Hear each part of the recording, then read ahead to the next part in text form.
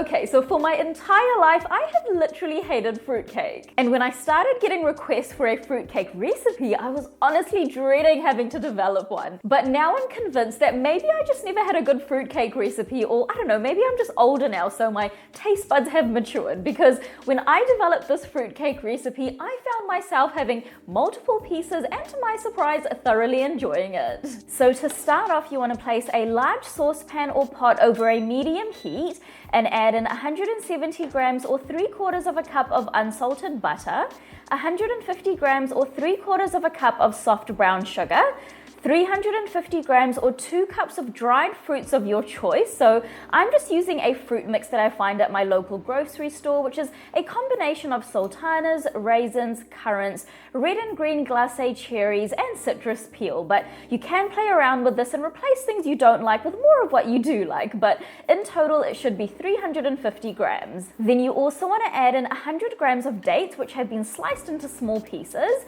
Now, if the dates you're using are fresh and juicy, then don't add them in at this stage, but if they're on the drier, firmer side like mine, then you want to add them in. Then I've also got 166 grams or 2/3 cups of store-bought sweetened orange juice, 1.5 tablespoons of orange zest, which is the zest of about 1 medium orange. We will be using the juice of the orange later on in the recipe.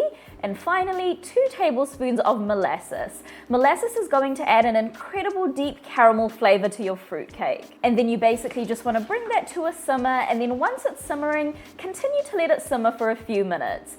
So this method I'm using is known as a boiled fruit cake. It's super easy and much quicker because you don't have to soak the dried fruit for a number of days beforehand. So once the mixture is done, take it off the heat and pour it into a wide dish because it needs to cool down before we move on to the next step.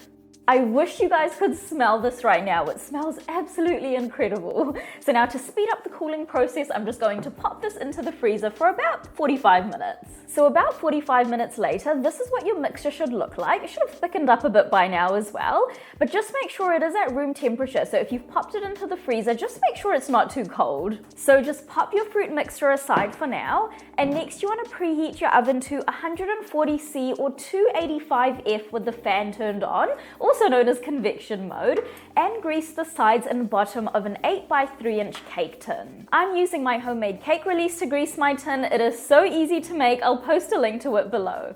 Now, because fruit cakes bake low and slow, and they're quite heavy cakes, to prevent the bottom of the cake from over browning or sticking, I'm also lining the bottom of the cake tin with some baking paper. Set your cake tin aside for now, and next in a small bowl add in 52 grams or 1/4 cup of unflavored vegetable oil. I use canola oil, and 3 large eggs. And using a fork, you just want to whisk that together and set it aside for now. Next, we're going to sift together our dry ingredients. So I've got 210 grams or 1 3/4 cups of all-purpose flour, 1.5 teaspoons of baking powder, 1/2 teaspoon of salt, 1.5 teaspoons of cinnamon powder, 1/2 teaspoon of ground ginger powder, 1/4 teaspoon of nutmeg, and 1 teaspoon of allspice. And then using a whisk, you just want to mix that all together until it's well combined. This fruit cake is wonderfully spiced, which is one of my favorite things about it, and it really just takes the flavor to that next level. Okay, now you just want to set this aside for now as well, and now we're going to bring everything together. So in a large bowl, add in your boiled fruit mixture from earlier, which should be at room temperature, and add in the oil egg mixture, and using a spatula, just fold that in until it's well combined. The batter is very thick, so it may need a little mixing to really get it all combined properly. Next, you want to add in 100 grams or 1 cup of halved walnuts and fold that in until it's well combined. Now, if you didn't add your dates into the boiled fruit mixture earlier, then this is the time to add in the dates as well. Now, to finish off, you want to add in your pre-sifted dry ingredients from earlier and fold that in until it's just combined. You don't want to overmix the batter, so just fold until you can't see any more streaks of flour and the batter is uniform. Okay, so that is our batter done. It smells so incredible. And now you just want to evenly distribute it into our pre-prepared cake tin. Once all the batter is in, drop your cake tin lightly on the counter to remove any large air bubbles. And now this is going to go into the oven for 75 to 85 minutes or until a skewer or thin knife comes out clean. So my fruitcake is out of the oven now. It smells so incredible. You want to let it cool in the cake tin for about 30 minutes or so, and then you want to run a thin knife around the edges to release the cake from the cake tin and turn it out right side up onto a wire rack to cool.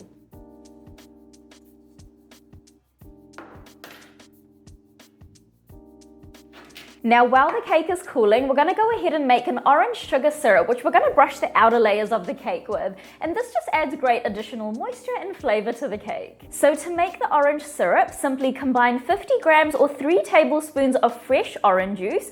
This is the same orange that I used for the zest in the fruitcake batter. And 20 grams or 1 3/4 tablespoons of white granulated sugar. Now you just want to heat that up either in the microwave or on the stove until the sugar is completely dissolved. And then using a pastry brush, coat the top and sides of the fruitcake with the syrup.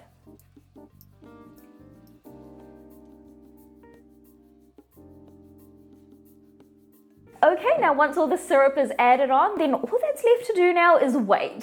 So fruitcakes are actually best eaten about 48 hours after they're made, and it'll last up to 2 weeks at room temperature if you place it into an airtight container, and about a month in the fridge. So what you want to do now to keep your fruitcake nice and fresh is you want to wrap it in 2 layers of foil. It's okay if the cake is still a bit warm at this point, but just be careful when handling it because you don't want it to break. And then you just want to pop it into an airtight container and leave it in a cool, dry place for about 48 hours before eating it. If you cut the cake on the same day, then it may seem a little crumbly too because it does get more moist over time, which is why you need to kind of give it that 48 hours. So this is my fruitcake 2 days later. It cuts beautifully and it smells absolutely incredible. You can see all the fruit and nuts, and it's wonderfully spiced too, which just adds so much extra flavor.